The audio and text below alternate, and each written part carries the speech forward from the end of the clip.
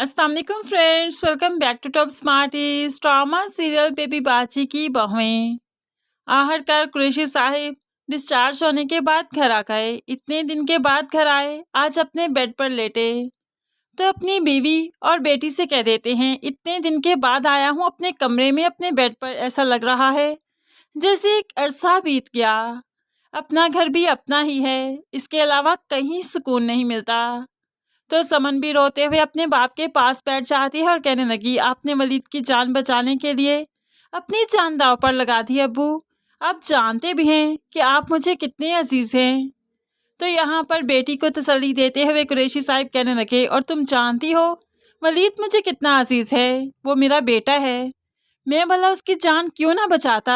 तुम बस परेशान मत हुआ करो, सब ठीक हो जाएगा। जाहिर सी बात है, कुरैशी साहिब का इकलौता दामाद वलीद अजीज तो होगा। अब वासिफ जो कि अपने कारोबार का होकर रह गया, इसलिए नसीर और वलीद ही इस कारोबार में पेश हैं।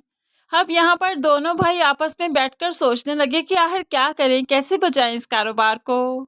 तो नसीर वलीद को समझाता है, इस सब के लिए हमें पुप्पो के साथ होना होगा, पुप्पो के साथ माहिदा करना होगा। उनकी रकम उन्हें वापस कर देते हैं, जैसे कि अबू के दोस्त ने कहा कि वो हमें रकम देंगे, इस तरह से पुप्पो की रकम वापस कर देते हैं। फिर बलाल यहाँ पर नहीं आया करेगा, हमारा कारोबार बच जाएगा और बाद में आहिस्ता आहिस्ता करके हम उन्हें रकम लौटा देंगे अबू के दोस्त को। अब यहाँ पर वलीद को भी यही ठीक लगा, क्योंकि कारोबार वापस लेना बहुत ज़रूरी है। इसी से ही तो कमाई चलती है, घर चलता है। इस तरह से दोनों भाई हौबसुआ पुप्पो को पैसा देने के लिए तैयार हो जाएंगे। दूसरी तरफ अजरा जो घर आ गई, वो चाहती है कि आहिस्ता ही आहिस्ता अपना सारा खोया हुआ सामान वापस दे दिया जाए, अपना माल वापस दे दिया जाए। तभी तो वो अस्मा को बैठकर समझाने लगी, अस्मा तुम सायरा की बुटीक में जाओ, उसे जॉब मांगो, उसे कहो तुम्हें जॉब की ज़रूरत है और देखना वो तुम्हें जॉब ज़रूर देगी। तुम जितनी टैलेंटेड हो, वो तो तुम जैसे ही ढूंढ रही है, वो तुम्हें ढूंढ रही है, तो तुम पीछे क्यों रहोगी। तुम वहाँ पर जाओ, अपने कदम जमाओ और देखना हम ये बुटीक बहुत जल्द वापस दे देंगे। अस्मा अजरा भाभी की सारी बातें समझ गई, इसलिए तो तैयार होकर आज बुटीक के लिए निकली। तो अजरा भी पीछे से दुआएं मांगने लगी कि अस्मा के हक में सब ठीक हो जाए। अब यहाँ पर जितनी चालाकी से सायरा यहाँ पर मुलाजमत करने आई थी और सब कुछ हथिया लिया, अजरा और अस्मा उतनी ही चालाकी से यहाँ पर मुलाजमत करते हुए सब वापस लेना चाहती हैं, और ऐसा बहुत जल्द होने वाला है। यहाँ पर अब जब सायरा ने अपनी माँ को बता दिया कि देखो आज आई थी अस्मा मेरे पास, मुंह के बल गिरते हुए आई, जो इतने गुरूर से गई थी कि वो मेरे पास जॉब भला क्यों करे, आज खुद ही नौकरी मांगने आई थी अम्मा, और मैंने उसे नौकरी दे भी दी, क्योंकि मुझे उसकी बहुत ज़रूरत है, उसे बहुत काम आता है जितना मुझे नहीं आता। तो माँ परेशान हो गई, अरे तुमने ये क्या किया, अपने पैरों पर कुल्हाड़ी मार ली, उसे बुटीक में शामिल कर लिया। अब देखना वो तुम्हें बहुत टफ टाइम देगी, वो ये बुटीक हथिया लेगी।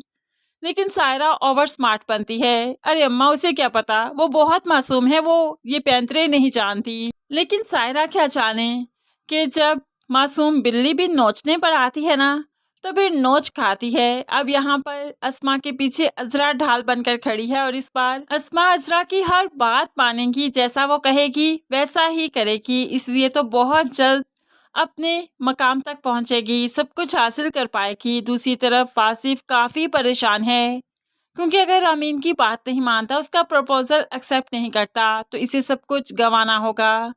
रमीन अपनी इन्वेस्टमेंट निकाल लेगी और फिर वासिफ के पास भला क्या बचेगा। वो काफ़ी परेशान है, फरद को धोखा देना नहीं चाहता, रामीन को अपनाना नहीं चाहता, लेकिन इस कारोबार से भी हाथ धोना नहीं चाहता, क्योंकि घर में ऑलरेडी काफ़ी क्राइसिस हैं। ऐसे में एक और परेशानी घर वालों को नहीं दे सकता। अब सिवाय इसके कि वो रामीन की बात मान ले, वासिफ के पास कोई चारा नहीं। उसे फरद से सब डिस्कस तो करना चाहिए था, लेकिन नहीं कर पा रहा, फरद को हर्ट करना नहीं चाहता।